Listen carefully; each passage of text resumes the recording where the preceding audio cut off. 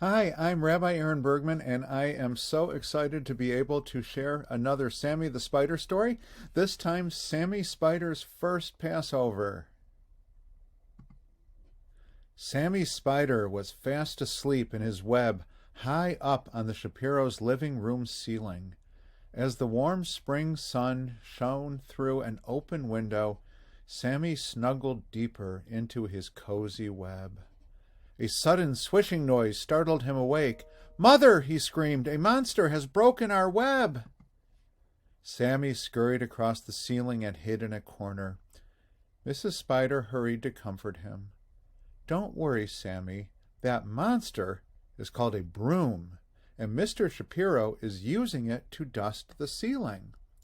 Each spring, the Shapiros give their house a special cleaning to prepare for Passover. Springtime is a perfect time for us to make a new web. "I don't know how to make a web," Sammy said sadly. "I'm going to teach you," said his mother, giving him a big hug. "Will we celebrate Passover too?" asked Sammy. "Silly little Sammy," laughed Mrs. Spider. "Spiders don't celebrate Passover. Spiders spin webs. We begin by spinning one thread, then we spin a second and a third. Finally, we spin a fourth to make a square." But Sammy wasn't listening. "What is Mr. Shapiro putting on the table?" he asked. "That's called matzah," Mrs. Spider replied. "Tonight is the first night of Passover, and the Shapiros will have a special meal called a Seder." Then Mrs. Shapiro brought in a big platter with a roasted egg and bone, parsley, charoset, and bitter herbs. "That is called a Seder plate," Mrs. Spider explained. "The Shapiros will eat special foods at their Seder." "Do spiders eat special foods for Passover?" asked Sammy. "Silly little Sammy," answered his mother. "Spiders don't celebrate Passover. Spiders eat flies and other insects. To catch them, we spin a web, and I need your help. Watch me attach a circle to the inside of our web." But Sammy wasn't listening. He was hovering on a silky strand above the table, watching the Shapiros at their Seder. Crunch went the matzah as Mr. Shapiro broke it in half.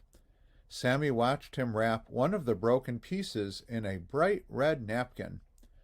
When Josh wasn't looking, Mr. Shapiro hid it on top of the bookcase.